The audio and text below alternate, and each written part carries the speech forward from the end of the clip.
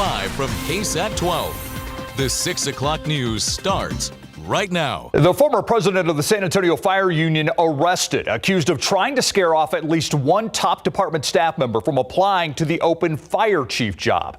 KSAT broke the news on Monday that Chris Steele had been charged last week in Hays County for felony stalking. Now new documents detail those accusations against him. Garrett Berger shares what's in those records and talked to the union's current president, who thinks the search for a chief could now be affected. The messages from a supposed independent investigator started popping up in the emails of San Antonio Fire Department command staff in March. The sender called himself Frank, and he threatened to release negative information about the staff members if they applied for the newly opened position of San Antonio Fire Chief. San Antonio police say they traced phone numbers in the case back to Chris Steele. The 57-year-old former head of the San Antonio Professional Firefighters Association was known for his willingness to fight City Hall, but he retired and left the union in the summer of 2021, nearly 3 years ago. We visited the fire union's headquarters to talk with the current president, Joe Jones. Does the current union leadership, did you all have any idea of what he's accused of doing? Absolutely not.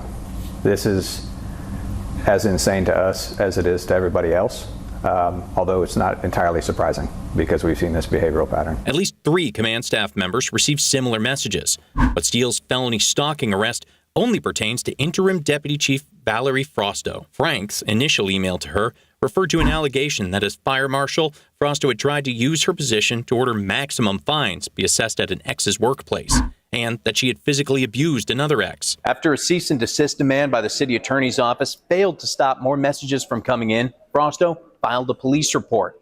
She declined to comment for this story, but did tell police that she didn't know what the sender was talking about. Jones also said the claims against the 23-year veteran and highest-ranking woman in the department appeared completely false and baseless. We have no experience. We have no reports, 0 reports, 0 allegations or complaints against Chief Frosto. He also thinks the search for a new chief may now be contaminated. So you potentially have candidates that didn't even submit for the position, who could have been very effective in that role, who didn't even make themselves candidates because of the risk of this very behavior. Garrett Berger, KSAT 12 News. Tonight, we're learning more about the shooting involving a San Antonio police officer in the medical center. We now know the name of the suspect who was killed. We first told you about this shooting yesterday as breaking news right here on the news at 6. SAPD says an officer shot and killed 19-year-old Robbie J. Hernandez. Investigators say this happened during a domestic dispute at an apartment on Babcock Road near Medical Drive. According to investigators, Hernandez shot at his girlfriend. That's when an officer shot and killed Hernandez. The woman was not hit. The name of the officer who fired the shots has not yet been released. If you or someone you know is in an abusive relationship, please know there is help out there. Scan this QR code on your screen.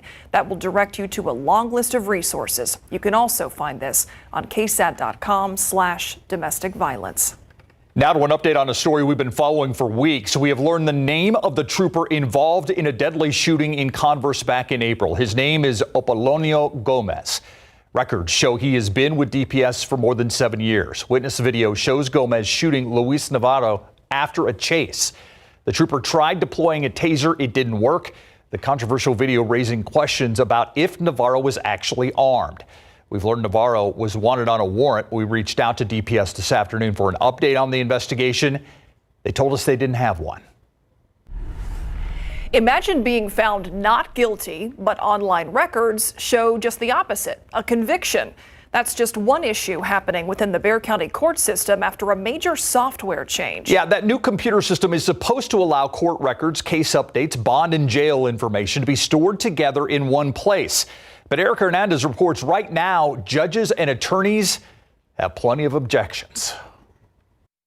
When you're moving from a 1972 DOS system over into a modern day web-based program, you can expect there's going to be a lot of issues. Complaints about the rollout of the new Odyssey case manager system are now growing. Both Criminal District Court Judge Ron Rangel and criminal defense attorney Bobby Bandera have experienced different issues. Cases are being populated without cause numbers. Cases are being populated without any sort of documentation attached to them. So frustrations are dismissed cases are showing active. cases where people have been acquitted are showing they're convicted. The computer at the same time shows they're in jail when they're on bond, or shows they're on bond when they're in jail. The Odyssey Case Manager is a way for all departments to view the judicial process for a defendant's case. The county's old system hadn't been updated in over 50 years. If you think about the criminal justice system, the system is made up of so many different organizations within the bureaucracy that to connect all of those different systems, have them talking to each other, is a very complicating process. So here's a look at the system, and we're going to give you an example of one of the errors. A man here was charged with sexual assault. We are being told he went to trial in January and was found not guilty, but the file online says he was guilty. Worse off, we spoke to his attorney, who tells us this shouldn't even be online as the case has been expunged. Attorney Eric DeWalt told us by phone today he was told the problem was fixed, but we were able to still see the error this afternoon. Judge Rangel hopes the issues can be fixed by end of the week. Erica Hernandez, KSAT 12 News. Meanwhile, some people say the county's computer issues are interfering with their freedom. KSAT spoke to several people on their way out of the Bexar County Jail this morning. They all say they spent a lot more time behind bars than was necessary after being arrested for relatively minor crimes. Now, according to the Bexar County Sheriff's Office, the switch to that new computer system is responsible for recent delays in inmates being booked into jail and being released. So you've been in there, you said how long? 6 days. And I posted my bond 5 days ago, and they're barely now letting me out. It's a major issue. Several bail bond companies also mentioned problems interacting with the county's new computer system. In a statement, a county spokeswoman says a team is investigating the problems. A local mother is remembering her son who died after a bull riding accident in Bandera. Peter DeLuna started bull riding about a year ago. Last Friday, he was thrown from a bull and then stepped on. Peter died on the way to a hospital. His mom, Vanessa DeLuna, hopes that people remember her son with his big smile, full of energy and full of life. And I was so proud of the man he was becoming. He made his decisions and I backed him. I have his back. This Friday, Vanessa and her family will attend the Riding on Faith rodeo at the Bandera Rodeo community as they honor Peter's life. Events in his memory will begin just before that rodeo starts at 8 o'clock at Mansfield Arena.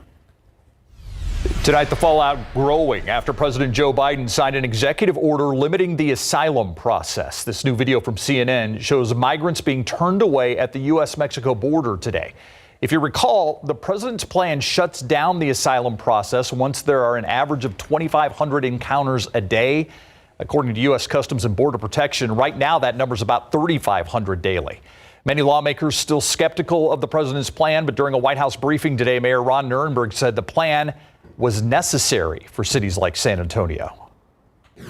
And obviously, if we had to make the choice of safety and compassion for people over new parks and potholes and streets, we'd choose humanity time and time again. But it shouldn't have to be this way.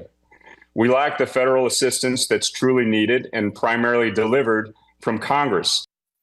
Republicans now getting ready to challenge President Biden's plan in court. White House officials say they are confident the president's plan will hold up. All right, let's turn to the forecast now. You know, it's plenty hot out there. So the question is, how high did we go, Adam? You know, actually not as bad as yesterday, at least locally, because we had that outflow boundary move through earlier today. So 92, but in Del Rio, it was a record day at 107. Speaking of Del Rio, just north of Del Rio, that's where we have a severe thunderstorm. And I don't anticipate this to affect Del Rio or even get over Lake Amistad, but we're talking Devil's River State Natural Area. And this has some hail up to about a quarter size, a coin of, a quarter or an inch in diameter, and potentially even some wind gusts up to 60 miles per hour. Nothing else around our area at this time. And as we go through this evening, the storm chances closer to the border through sunset, 100 degrees through the weekend, a weather pattern shift next week. Not as hot, and storm chances change. And an update on that smoke in the air in just a bit. Not as hot. We'll take that. Thank you, Adam. Let's check out TransGuide right now. Let's go downtown. I-10 in Frio. You can see These are the westbound lanes of I-10, and you can see one lane closed down as it has been most of this week due to some construction out there. The upper level at I-10 westbound, very slow going at this hour. Former Bexar County Sheriff's Lieutenant Roxanne Mathai making her first public comments to KSAT since settling a federal lawsuit against the county for nearly $400,000. Sheriff's officials fired Mathai months after she posted pictures and videos of herself near the U.S. Capitol during the January 6th riot. She was never criminally charged and contends she didn't witness anyone breaking the law. Raising concerns, she was terminated for exercising her rights to free speech. Roxanne is a patriot, and her case serves as a beacon of light, a beacon of hope that in our constitutional republic, we will respect the rights of people to think freely and to associate freely and essentially protect viewpoint diversity. In just a few minutes, the attorney for the ex-lieutenant explains why he believes comments from Sheriff Javier Salazar put the county in a difficult position. Coming up after the break, how a full-service mortuary at San Antonio College is preparing the next generation of undertakers. And let's go back outside. Meteorologist Adam Caskey talked about the shifting weather pattern, what it means for temperatures, rain chances, and yes, that hazy smoke. It's coming up.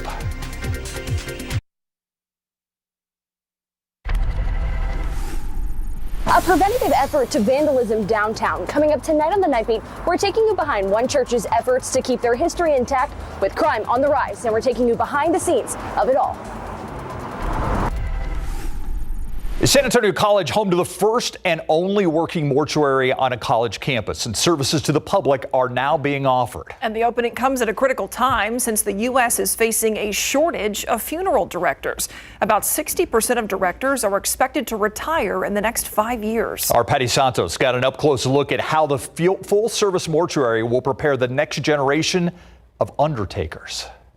This is the San Antonio College Mortuary at Ashby House. It's been the vision for San Antonio College, led by Mortuary Science Program Coordinator Mary Mena. That idea started about 16 years ago, actually. And here it is, 16 years later that we have our own funeral home. SAC already offers 2 programs, a year-long funeral director certificate, which teaches students how to make arrangements and guide families, and a 2-year associate in science mortuary degree in funeral directing and embalming. On the other side is the embalming facilities. We actually do our own embalming on campus. We are doing everything we can to produce the best class funeral directors and embalmers. Jennifer Floyd, funeral director for SAC Mortuary, says students will now get the full scope of how to help families during a fragile time. Your loved ones are only going to die one time, and we only get one time to do it right. We don't get do-overs. But everyone has to start and learn somewhere. Now, that place is here. How is it that students do when you bring them here when they actually have to do this? Are they pretty nervous? Well, I think that we all are. I think that 24 years later, I'm still nervous. The unique thing about being in the funeral industry is that no family is alike. The cost of the new mortuary facility is estimated at $300,000, and it includes a new hearse. Lloyd says the college doesn't expect to make a profit. Every dollar earned goes back into the program. How does choosing SAC Mortuary over others compare in price? We're in the middle. We are not the least expensive. We're also not the most expensive. The goal was to be in the middle, so we're non-competitive. Patty Santos, KSAT 12 News. Interesting. Yeah, who knew that was here? Yeah. All right. Forecast time. You know what? What? Uh-oh. There was a refreshing out boundary, whatever you call those things, Caskey, earlier today where it cooled it down, what, about 10 or 20 degrees? Yeah, you just had me nervous there when you're like, you know what? Oh, you thought you were wondering what I was going to say? Here we go. What is it? Yeah. Hit me, baby. I got a thick hide freezer. It's rare I actually have something weather-related to say to you, Adam. But yeah, it did give us a nice cool breeze. Kicked up the wind to about 48 miles per hour briefly at the airport, and then kept our high temperature down to 92 today here in town. But look at this. It's back to triple digits tomorrow and 101 Friday and Saturday. Still triple digits on Sunday, so all the way through the weekend. But look at next week. I mean, we're celebrating low to mid 90s. That's where we are already. It's June in San Antonio. 95 on Monday, 94 Tuesday, and 93 for the high temperature on Wednesday. A pattern shift is on the way. Let's talk about it all right now. Still a little bit of energy off to the west of us and enough instability where they didn't get that cool outflow boundary earlier today. This is that thunderstorm I was showing you earlier, basically right along the county line between Edwards County and Valverde County, just west of Rock Springs. And it's stretching tall enough into the air. It's developing some hail shown in the purple color here. Actually, a couple of little hail cores within this thunderstorm. It has that classic crab claw shape to it, as these severe thunderstorm cells often do. And you look at the hail just over the past 30 minutes. Here's Del Rio, lower left-hand side of your screen, go up 277. And that's when you run into hail the closer you get to the Edwards County line. That's likely to stay far out of Del Rio and west of Rock Springs. It's really not moving all that much. And you look across the state, the action was off in East Texas earlier today. We got clipped by that cool breeze, that outflow boundary Steve was talking about, that hit around 11 a.m. It even gave us a few sprinkles, just a trace of rain here and there. But I want to talk about what's happening going forward. We're watching a few things. The heat high centered over the desert Southwest. I mean, they're talking record high temperatures there tomorrow with that heat high pressing down on them. But I'm also watching this little swirl in the Pacific. The heat high is going to settle overhead, in turn, 100 degrees through the weekend. But the heat high is also going to break down and move away as we get into early next week. That opens the door for disturbances and even some of that energy from that little wave in the Pacific right now, that disturbance. There are indications we could get some of that direct energy, and it may even linger a little bit. So that gives us at least the opportunity and some hope for a few showers and thunderstorms into next week. I mean, it's only 20% right now, but at least it's something. And the whole pattern shift is an indicator of also the cooler temperatures. Check this out.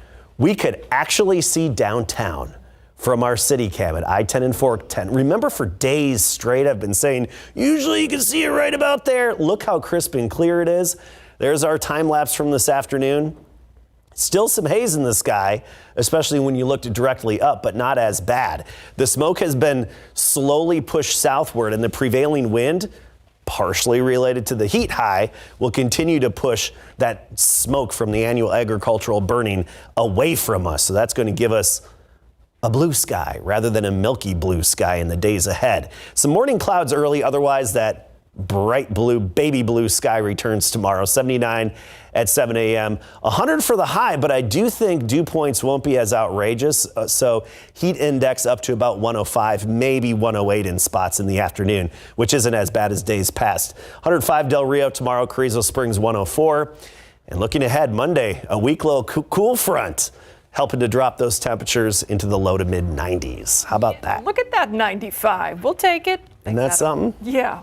All right, so there's pressure when you're a quarterback in the NFL. That's like 10 times more, though, when you're a quarterback of the Dallas Cowboys in the NFL. Exactly, and when you don't go very far in the playoffs, it just builds and builds and builds. So we're talking about Cowboys quarterback Dak Prescott. His head coach said Dak is having the best offseason he's had since he's taken over the team. And out in Houston, the Texans' defensive line is deep, and they are very good. Coming up.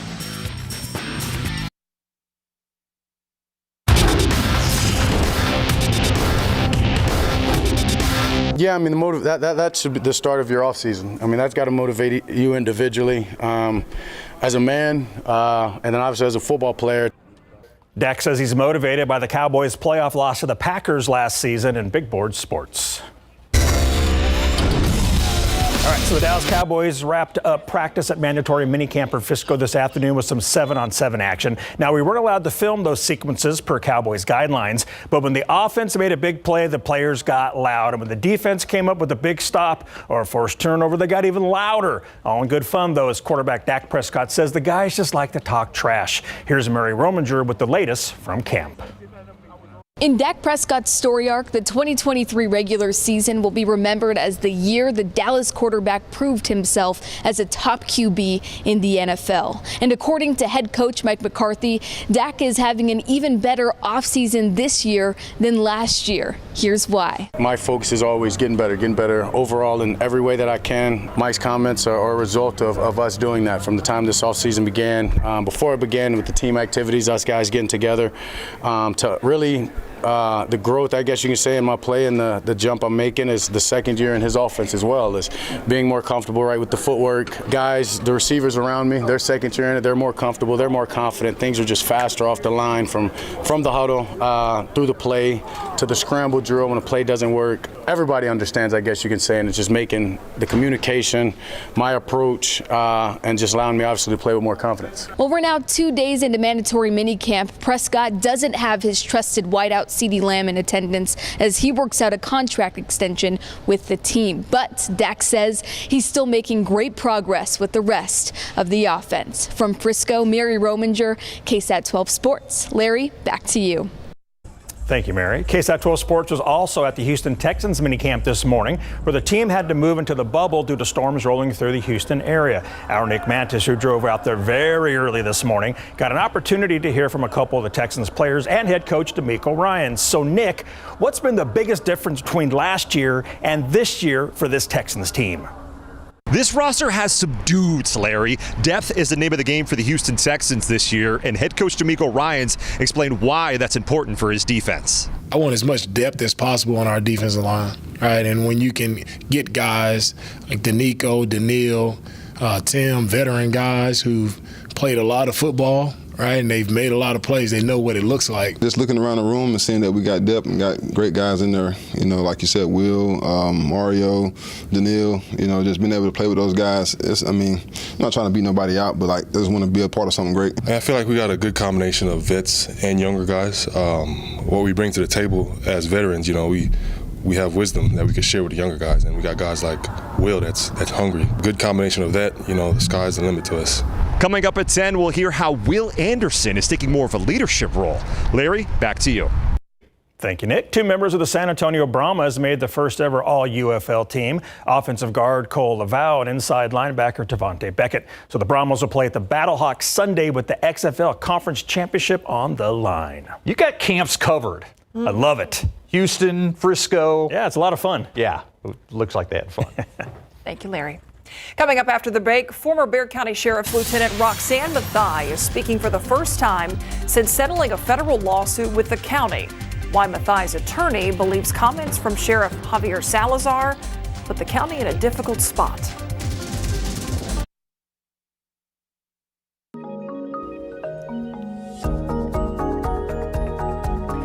Now to a KSAT Investigate story. Redemption for a fired Bexar County Sheriff's Lieutenant who posted pictures and videos of herself near the U.S. Capitol during the January 6th riot. In her first public comments to KSAT since settling with the county for nearly $400,000, Roxanne Mathai says Sheriff Javier Salazar let politics get in the way of logic.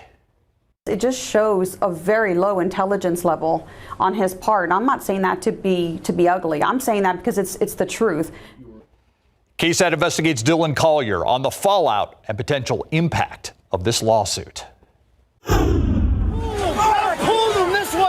More than 3 years after January 6, 2021, Roxanne Mathai still contends she was unaware of the full-scale mayhem taking place in front of her as she walked near the U.S. Capitol. I felt the need to actually disclose that when I said we're going in, because I meant closer to the crowd. I wanted to see things. Mathai, who was never criminally charged, had traveled to Washington, D.C. to support then outgoing President Donald Trump at a rally. You'll never take back our country with weakness. Dressed in red, white, and blue superhero attire, she had no idea the decision to walk behind the crowd approaching the Capitol building would halt her detention officer career.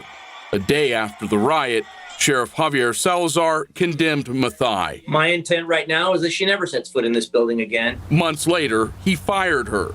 And during her appeal before an arbitrator that August, testified that people at the Capitol were actively trying to hunt down and lynch members of Congress. When I reviewed the case, I got the sense that there was some serious liability the county was facing based on Javier Salazar's comments. After the arbitrator upheld Mathai's firing, Mark Anthony Sanchez took the case to federal court, formally accusing Salazar and the county in late 2022 of violating Mathai's First Amendment rights and alleging retaliatory discharge. He has no sense, no clue about how to respect the First Amendment rights of employees who are on their own time and participating in political activities for their own personal positions and values. Sanchez points to this back and forth with Salazar during the sheriff's deposition late last year. After Sanchez asked the sheriff if he believed Mathai was a terrorist, the sheriff answered, quote, "I believe it." Asked a second time, the sheriff responded, "Yes." I would love for him to sit across from me at a table and please tell me how I am a terrorist. Mathai said she believes the sheriff moved to terminate her because her conservative political beliefs run opposite of his. Salazar's not really for law enforcement like people believe he is. Sanchez called the $395,000 settlement significant and a beacon of hope for people who feel their rights to free speech have been trampled on. Days after the county acknowledged the settlement publicly, the assistant district attorney who fought to get it dismissed, Susan Bowen, saw her 32-year tenure with the DA's office come to an end. District Attorney Joe Gonzalez called it a personnel decision and refused to say if her exit was related to her handling of the Mathai case, but acknowledged Bowen's departure may be headed to litigation of its own. Because there are certain things that the media doesn't have a right to know, and there are certain things that at some point the public will have the right to know. Tear gas don't bother me. For KSAT Investigates, I'm Dylan Collier. KSAT could find no record that Bowen was accused of any professional misconduct. Sheriff Salazar declined a request to sit down for an interview for this story. He referred KSAT to previous comments in which the sheriff said the decision to settle was made outside of BCSO and that he stands by his decision to terminate Mathai. The former lieutenant, meanwhile, is eligible to reapply to the sheriff's office, but she says she's focused on getting her peace officer's license and running for sheriff against Salazar in 4 years if he's reelected in November. Up next, we're going to go on a ride-along with a man who helps deliver groceries for the San Antonio Food Bank. Why one man says these bags of food are a blessing.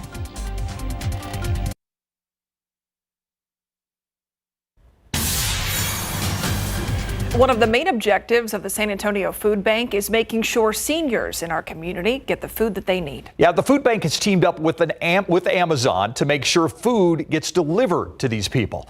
As David Sears shows us, for one driver, it is much more than just dropping off fruits and vegetables. Load them up and move them out.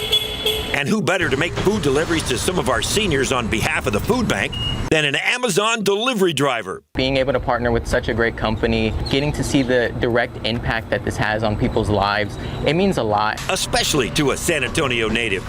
Samuel Arce has been behind the wheel steering that familiar-looking van for 3 years.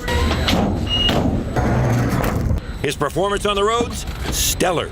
Last year named Driver of the Year. So it stands to reason that he would be one of only 2 drivers that were picked to deliver food to seniors twice a week. There's some people that I come across that are maybe disabled or in wheelchairs, and they don't have the means to go out and get the things that they need. So for me to show up, give it directly to them, it means just, you can see it on their faces, and they very much express their gratitude. Amazon thinks so highly of the food bank and their mission, the drivers deliver on their usual work days for usual pay. Amazon wanting to be a driver of community service. Just getting to see a company that wants to do this, wanting to give back to San Antonio, it's great. And that I get to see people that I know, getting to see my local community, getting to an impact in that, it's great. Mr. Miller, one of those impacted when Samuel shows up. I like it. It's always it's a blessing. Food bank is a blessing, and it's always exciting to see him show up because, sometimes it varies from time to time what we get, and so it's always Well, what is it today? It's sort of like a Christmas present, Miller and others may not know exactly what Samuel will have in his bag, but they do know he will deliver. Those people that they care enough to reach out to individuals such as I and others like me in the same scenario, that they're willing to come in and say, hey, we're here to help you, and this is what we want to do for you. It looks like, cabbage and potatoes and maybe sweet potatoes down in the bottom.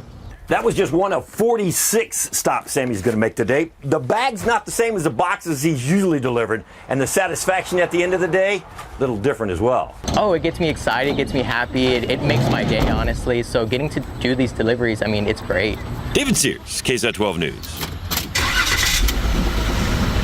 Way to go, Samuel. Well, tomorrow marks 80 years since D-Day, and today U.S. World War II veterans are gathering in France. D-Day, when U.S. and other Allied forces stormed the beaches of Normandy in 1944. It's considered the beginning of the end for Nazi Germany.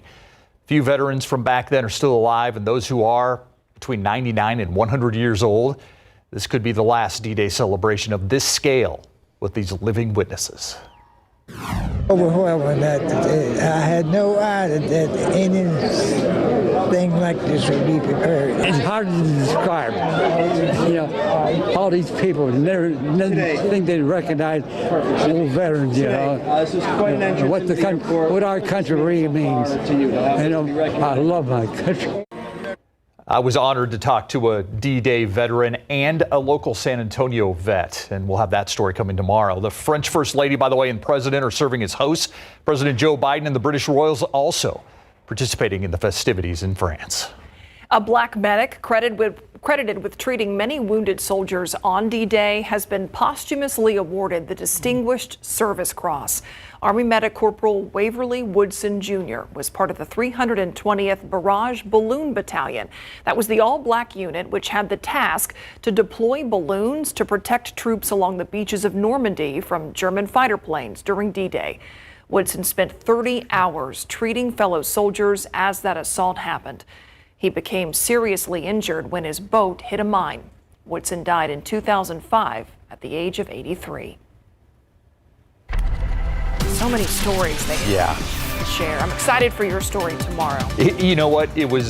I don't think I could thank him enough for the service and what he did 80 years ago. He hadn't been back on the beaches of Normandy since he was 20 years old. That is going to be incredibly moving, and just the bravery of all those folks. Absolutely. All right, let's go outside right now. And we're talking about the less smoky skies that we're seeing over today and the next few days, Adam? Yeah, better visibility. And you'll notice that if you're driving on the big flyover ramps, there are several stories up, and you look off in the distance, you have your usual landmarks. You can see very far away because we have improvements in our sky conditions, if you will, in terms of lack of haze in the air. We also have a bit of a rainfall deficit I wanted to show you over the past 30 days, our area compared to elsewhere in Texas, and some hope for rain in the extended forecast. We'll see in a bit. All right, Adam, you grabbed our attention with some hope for rain in the future. Yeah, don't get your hopes too high, but hey, there's a shift in the weather pattern, and it's something. And right now we've got the rain chances at 20% daily next week, but that could rise a little bit. There's some activity on authority radar at the moment. This is closer to the Rio Grande, just west of Rock Springs, basically between Rock Springs and Del Rio at this time. Del Rio, I know you can see it off in the distance. It's just unlikely you'll really be impacted by this, other than, of course, the clouds overhead and seeing the lightning off in the distance and hearing some of the thunder booms. But it's more of a tease than anything for Del Rio. We are seeing some development eastward within this thunderstorm cluster that we have. We'll go just to the past hour, and you can see how it does develop eastward because we have this outflow boundary, this green line right here that's helping to kickstart some of these new thunderstorms eastward. That's what we'll be watching here over the next hour or two. I mean, sunset's around 8:30, so a couple of hours. We could still get a few storms firing along that outflow as it moves eastward. This is a severe thunderstorm right on the county line of Valverde County and Edwards County. A little bit of hail here. And again, it is building eastward toward Rock Springs. So Rock Springs, you're just probably just a couple of miles. Let's see the rain from downtown Rock Springs at 9.2 miles away. But I also want to talk about just how much rain has fallen within this cluster of storms. And this is just so far within this system. And look at these yellows. The yellow is always an indicator that you've had at least 2 inches of rain. And just to give you perspective, we are far west of San Antonio here. But hey, this is a very drought-stricken part of our area. And at least somebody is getting some thunderstorm and rainfall activity. But I want to zoom in just west of Loma Alta. That's where we have, look at these accumulations right here, that orange and red spot, 4.3 inches of rain estimated by Doppler radar. So it's isolated, but at least somebody is getting in on some of this action, which is nice to see. That's where the action is going to be over the next couple of hours through sunset. You see the clouds and the blow-off clouds starting to creep eastward too from those thunderstorms. I think it's fun to look at them in the visible satellite imagery because you see the detail and you see them really popping up. Next week, 20% chance starting Monday, Tuesday, Wednesday, pretty much every day next week because of the shift in our weather pattern that gets rid of the big upper level heat high. Now check this out, the percent of normal rainfall for the past 30 days. San Antonio International, 18% of our normal rainfall, of our average rainfall. Waco, 150%. San Angelo, just over 100%. I mean, we've had some areas that have seen more rain than average. And you look at our potential, not much the next few days, but into next week, we see that potential at least start getting closer to us and creep its way into our area because of that shift in our pattern that loosens the grip of the upper high and allows some upper disturbances to move in. 92 today, not bad because of that outflow boundary that hit earlier this morning. But check out Del Rio, tied a record, 107. Cotulla, 106, Laredo, 108. Right now we're at 94, Rio Medina, 90 in San Antonio. Dew points in the low to mid 70s, which makes our heat index closer to 100. And going forward, I don't anticipate heat indices as high as days past. Tomorrow, 100 for the high, feeling like 105. I think heat index values will be under 110 going forward despite the triple-digit heat. But triple digits, we'll say goodbye to them next week. Sounds good. Thank you, Adam. It is a giraffe ride you have to see. This is coming up next in the Buzz. All right, forget ring around the collar. This is cling around the collar. A little girl had a close encounter with a giraffe at a drive-through safari in Glen Rose. 2-year-old Paisley feeding animals from the back of the family's truck. See that? A giraffe accidentally lifted her into the air. All of it caught on video by the car right behind them. Just imagine how scared her mom was. Luckily, little Paisley was not hurt. Her mom was right there to catch her. Paisley's family says they went to the gift shop after this and they got her a toy giraffe to remember the occasion. Very scary. Very. Yeah. It is not every day you stumble across a T-Rex fossil. That's what happened to 3 young boys. They were going for a hike in the North Dakota Badlands in July of 2022 when they discovered that rare fossil. Yeah, the Denver Museum of Nature and Science says its team of paleontologists excavated the remains 1 year later. The fossil belonged to a juvenile T-Rex estimated to stand 10 feet tall and weigh 3,500 pounds. That's a juvenile. Later this month, the museum has opened a temporary exhibit to discover the kids' find. Imagine how excited 3 little boys would be to find a T-Rex fossil. They've got a story to tell. Good for them. All right, a community in California is stepping in to help the animal who is the inspiration for beloved donkey in the animated series Shrek.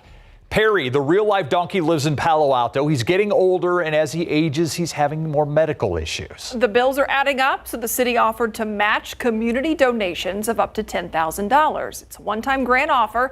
So far, they've matched $4,000. I'm kind of imagining Eddie Murphy's voice coming out of that donkey now. That'll do, donkey. Yeah, that'll do. We'll be right back.